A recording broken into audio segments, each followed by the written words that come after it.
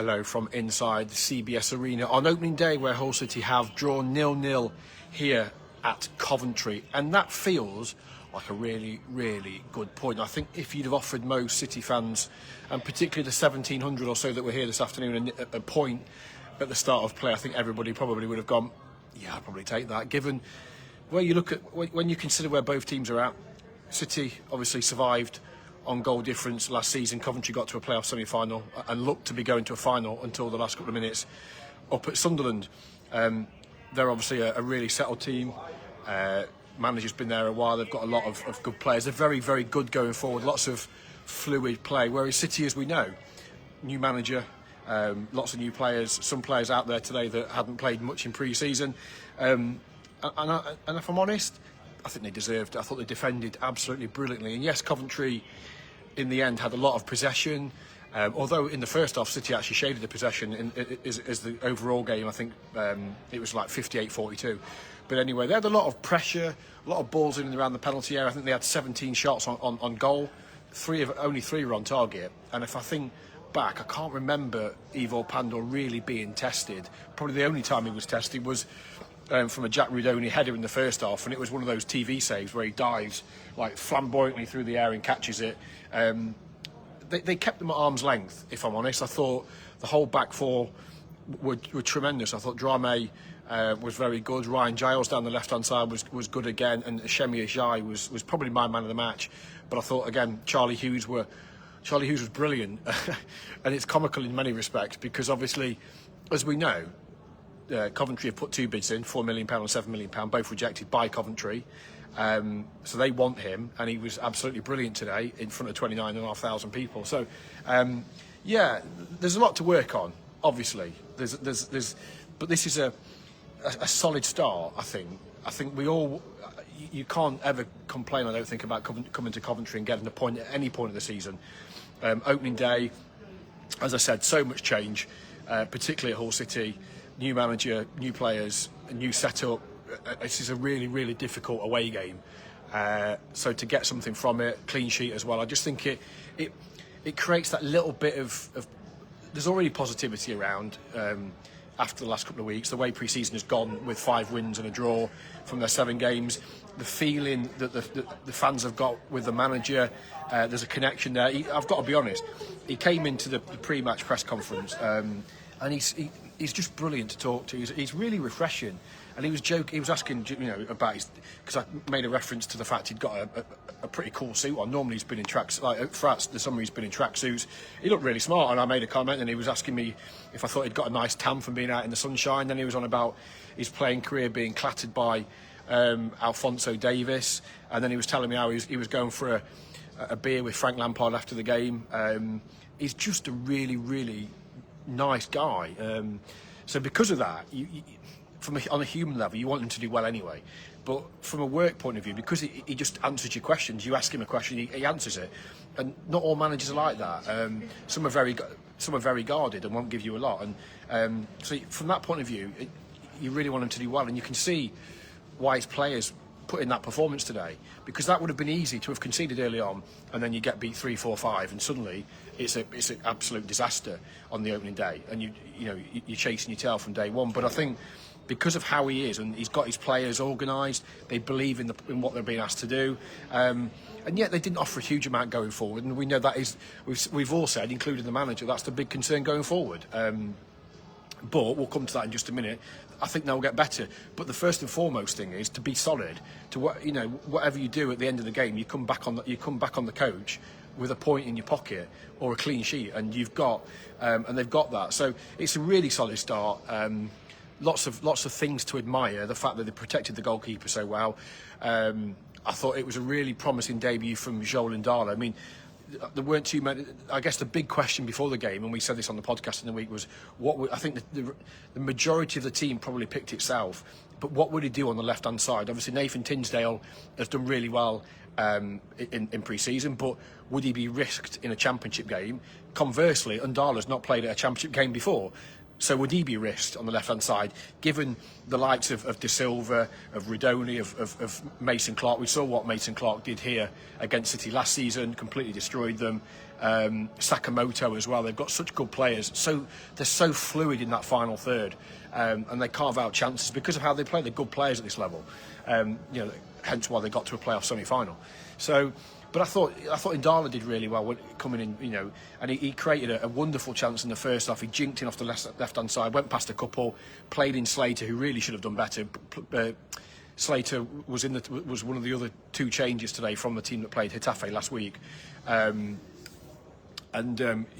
should have really done better. It was an awkward one because he was left-hand side and he tried to sort of guide it in the far corner, but he couldn't do it and he missed the target. But I thought Indala did really well for his. Okay, you have to take into account he's not played much in pre-season, and he's a 19-year-old boy. It's his first game at this level, so I think. Take that into account. Lundstrom, he's only just signed. He's had one game for City against Getafe, and he's thrust back into the Championship away at Coventry in front of 29,000 people. So, and again, against a really good midfield of Redoni's in there and Matt Grimes, he's very good at this level. So, I really like a lot of what I saw. The big question, as I just mentioned, was and is. About City going forward. We know from last year what the problems were, and they didn't get a huge amount. There was one good chance in the first half. Lundstrom picked over a lovely ball over the top for Crooks to run onto, and he sort of it looked like the ball got plugged in the turf when he should have shot, and in the end he stopped, waited for Carl Joseph, laid in Carl Joseph. By that point the cavalry had arrived and he got blocked. So they didn't have a huge amount. Kamara at the start of the second half was in within a minute or so, and he shot it straight at Rushworth at the near post. So they had moments. Coventry had 17 attempts. They only hit the target with 3 of them, which is the same amount as City from their 7. So, and the expected goals. I think I don't want to be a Luddite, but I kind of expected goals aren't for me. But for those that do put credence in it, was 0.87 for Coventry and 0.45 for City, which suggests the quality of the chances for both sides weren't great. But that's testament, I think, from City's point of view, just to how defensively solid they were and really, really well organised. As I say, I thought Ajay was exceptional. Right place, right time, and that doesn't happen by chance. Right, so that's the game done with. It was fairly uneventful until, actually, no, I will mention it because it was just before stop, about the 89th minute. And Tinsdale's come on down the left-hand side and he sort of looped across over into the box. Rushworth, obviously ex-City goalkeeper for a brief spell, has come up to claim it. Crooks has gone in a bit late, caught him. Referee Madley's given a free kick, and then arrives Ollie McBurney off the bench with 20 minutes to go to huge roars from the away fans. And it was like I had to laugh because McBurney said to me on Thursday that I've been over to Spain and I've almost calmed down a bit. I've matured as a human being. And then, seconds after coming on, grabs Rushworth and basically tries to lob him to the floor to get him out of the way. Classic, and that's what City have missed. I think that bit of devilment, that bit of nastiness, and it was comedy, but fairly uneventful game all told. But as I say, I think that's a fantastic point. It gives them a clean sheet, something to build on. And I think going into that home game against Oxford next Sunday, that the MKM Stadium should be absolutely rocking. That's where we're at. So, game done. Let's talk about other matters arising, because before the game, we had the small matter of another on-the-day signing, and that was Joe Galhart. It should have been announced yesterday. It was all primed. Joe was at the ground. He was there yesterday. He did everything yesterday, trained, etc. And it was all expected to be announced yesterday afternoon. There were 1 or 2 delays, which I won't go into. And alas, it was announced at 10 o'clock this morning. So Joe Galhart back on season-long loan from Leeds United. He's here for the season. He's not played much. He came off the bench this afternoon here, 80 minutes. So he got 20 minutes by the time they'd actually played stoppage time. He got 20 minutes, so that'll be good for him. He's not played a huge amount in pre-season. I would imagine he'll feature at Wrexham in the Cup on Tuesday night, as well will McBurney. And also David Akintola. It's pretty much done and dusted. We're just waiting on the announcement. I would expect Akintola to train on Monday before they travel over to North Wales Monday evening, or Monday afternoon, tea time evening, ready for that cup tie at Wrexham, who were leading at Southampton today in the early kick-off and then conceded twice in the final minutes to lose 2-1. So welcome to the Championship, Wrexham. The other piece of transfer news is, we reported last week that the club had offered Brandon Williams a contract. Williams was kind of assessing his options, which is exactly his right. He's been out of the game for a while. He's got options on the table. Hull City, of course, are the club that have given him a chance, have believed in him. But it's only right that he should, look at the options on the table and decide what he wants to do, because this is a huge move for his career. You wouldn't expect him to take the first deal that comes along. So I know some fans were getting a bit antsy yesterday that he might be considering his options and mulling it over as I said it.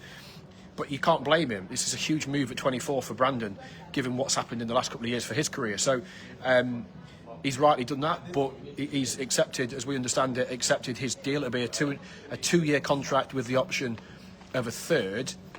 We're expecting, he was sorting out the final details of that today, and we're expecting not an announcement this weekend, because I think given how the last few days have gone, we all want a day off tomorrow, frankly, Sunday. We all want to try not be spending all day doing Hull City stuff, so I think we all want a day off tomorrow. I expect that to be confirmed early in the week, next week, so Monday, Tuesday, but with a view to him being involved at Wrexham on Tuesday night.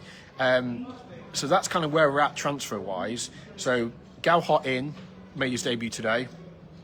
Akintola in, expecting confirmation probably Monday. And Brandon Williams in, medical done. Just a case of getting that announced. So again, maybe Monday, maybe Tuesday. It's up to the guys at the club to sort all those little things out. And that's it. So look, I think that'll be 10 new signings. Would it be 10 new signings? No, 11. I think Gelhardt was number 9. Akintola would be 10 and Williams 11, which, given the club are working under transfer restrictions, isn't bad going. I think when you look at their recruitment, it's actually been very, very good, given the context of everything. So, there we are. 11 new signings. I still think there'll be departures before the window closes on the 1st of September at 7 o'clock. Obviously, Charlie Hughes, we know about the interest. Coventry have bid twice, 2 rejected bids. It remains to be seen whether Coventry come back in again. I did ask Frank Lampard about Charlie, and he was, good player, move on type of thing. Coventry's policy is just to shut down any talk of transfers. They just, the club will not comment on transfers at all, which is a bit of a nightmare for my colleague Andy at the Coventry Telegraph. But there we have it. It remains to be seen. Sergej was really honest again. I've told Charlie that his future's here for another year. Coventry would be a sideways move. If you're going to move, go to the Premier League. I can't sit here and rule out I can't sit here and rule out Charlie Hughes staying, or going, I should say, before the window closes. I think if a club, ideally a Premier League club, were to come in with big money, I think City would find it difficult to turn down. But that's the same with any player at any club. City City have got their transfer situation, and I think if they got 14, 15 million or a figure that they believe is suitable, they'd probably take it. But that is in no way a criticism of the football club, because it's the same. There's talk here of Redoni going. In the Championship, every club's a selling club, no matter who you are. And so I think if every player's got his price. If somebody comes in for Charlie and offers what City deem he's worth right now, then I think there's a decision to be made. Charlie wants to stay, the manager wants him to stay, the club want him to stay. But if somebody comes in with big money, they might shake hands and say, off you go. And then they've got Akin for me, where they've got John Egan, they've got Shemi Ajay, and they probably go out and strengthen. They've got the ability to go out and strengthen. At the minute, only on a free transfer or a loan signing. So we'll have to wait and see what happens with that. But again, I can't. It would be naive of me to sit here and say Charlie Hughes will definitely be a Hull City player at the end of the window, because we just don't know. And this is a transfer window; anything can happen. So let's wait and see on that. In terms of, apologies, it happened earlier, but somebody asked about Matija Freegan, the Westerlo striker. Nothing happening at this stage, because we don't know the outcome of the embargo, or the appeal, I should say. And the appeal, we expect to hear at some point next week on the outcome of that. Obviously, if it's reduced in terms of maybe to a year. I'm going on what happened at Oxford. If we, sorry, a message just popped in. It blew my mind. Yeah, if the appeal, if you think back to Oxford, they had a 3-window fee restriction. It was reduced to a 1-year restriction, suspended for 2 years. Now, if that happens, if that's what happens for City, then obviously they have the potential to go and buy somebody. If they then break the rules, if they then miss a transfer payment within the next within that 2-year period, obviously it gets that fee restriction becomes it's enacted. So we'll have to wait and see. But Freegan is completely dependent on that being reduced or being lifted right now, so they can go and buy somebody. If it's not, then obviously it won't happen. So we are in the lap of the gods. Nobody knows. I know everybody keeps asking. I know everybody wants to know, but the club don't. Genuinely, the club do not know at this stage what the outcome of that appeal is. So we're all waiting for the independent panel and the EFL to publish the findings. So I'm afraid it'll watch this space. And if I know how these things work, it'll come out probably about an hour after I've left for Wrexham on Tuesday. When I'm in the car on the motorway, that's when we'll get notification. Or alternatively, when we're driving back from Wrexham on Wednesday, it'll come out. So you can guarantee it'll be one of those 2 days we'll probably hear about the appeal. So that's pretty much it, I think, from here in Coventry. Just a quick note, I thought the away fans, 1,700 of them, were fantastic, really loud. Yeah, like I say, take the point. I think you've got to be really, really happy with a point. If this was in November, I still think you'd be happy with a point. The fact it's opening day, anything can really happen. As I said before at the top, so much change at Hull City. A lot of players that haven't played much in pre-season, a lot of players that are new, that are finding their feet, a new manager, of course, in his first championship game. So I think to come here against one of the best sides in the league that are going to be up there, it will be, I think it's a very, very good point and a clean sheet. Matthew, Enis Destan, from what I've been told, I'm with Sergej on Monday ahead of Wrexham. So I was told he got a slight knee problem. It was nothing serious. It was a bit of a niggle, but he wasn't ready, and they didn't want to rush him. They didn't feel necessary to rush him. But I'll speak to Sergej on Monday and get a full update from him on Destan's injury. I think that the hope was that the little niggle that he had would ease and be gone, and he could feature at Wrexham. But I don't know at this stage whether that's too optimistic or not. We'll find out on Monday. In terms of Louis Coyle as well, I remember, I think Wrexham will come too soon for him, but I would expect, as it stands, that he'll be in the squad for Oxford United, the first home game next Sunday. I tell you, you ask about the appeal. Yes, just to clarify that. Yes, the guidance, I think, from the Football League originally was that the appeal was Wednesday. The appeal was Wednesday morning. It went on for about 4 hours on Wednesday. And the guidance from the Football League was that you would get a response within 48 hours. Well, that's not happened, and it's now going to be next week. I'll be honest, I don't think it changes that much. If I'm honest, they've signed. Assuming that the EFL ratify Akintola and Williams, that's 11 signings. Pending players going out, I don't think there'll be a huge amount more business. 2, maybe 3. At a stretch, 1 definitely. I don't think there'll be a huge amount between now and the window. And I know the last couple of weeks of the window can be a bit frantic, a bit chaotic. Adjun loves the drama of the final window day. But I think what it's important to note here is City's wage bill is on the limit. They can't go out and even if the embargo or the restrictions are lifted tonight and they can go and buy players. Don't expect, what I would say is don't expect them to go and sign a load of players, not least because they don't need it, because their squad's starting to get swelled already. Financially, they cannot do it. They're working under a business plan with the EFL because of the situation. Their wage limit, they're right on the wage limit, so they haven't got the ability to go and sign 4 or 5 players for £1 million each. So I think you need those fans that are expecting, if the embargo is lifted or the restrictions are lifted, to go and suddenly they're going to start splashing the cash. I wouldn't bank on that, and I don't want people to have high expectations that if that happens, that suddenly they're going to start splashing it, because they can't. They are right on the wage limit, and in terms of PSR as well. So just to rein in that kind of expectation as it stands. Obviously, if Charlie Hughes goes for £14 million and Abu Kamara goes for £4 million, then that changes things. Of course it does. But as we sit here now, they haven't got the wriggle room in their budget to go and start spending if the restrictions are lifted. So I just wanted to reference that, just to kind of give some context to where we are in terms of that situation. But as I say, we are still waiting to hear from the Football League. It might be a case that it comes via the club. It might be a case that the EFL publishes it, the outcome of the hearing on their website, etc., etc. So we will all find out. We all may find out at the same time. We will wait and see on that. That's it from here in Coventry. Thanks for watching, everybody. The season's underway. Just 45 more of these to go. Well, I was going to say 45.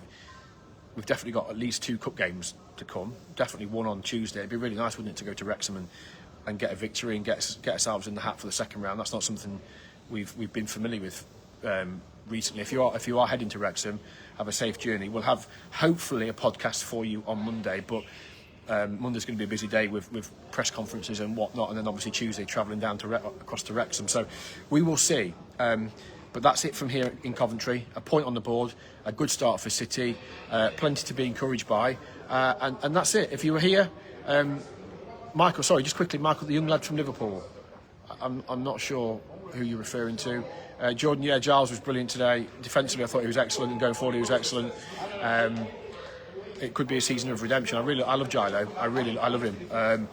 And he's a $4 million. They paid £4 million for him, so they need to get the best out of him. And I think what I've seen so far, they're starting to get the Gilo of Borough of 2 years ago, or whenever it was, back. So fingers crossed that continues. Lots to be optimistic about, and that's really, really nice to say. But a 0-0 draw here for Hull City. They're off and running, a point on the board, and we will see you again soon. Up those Tigers.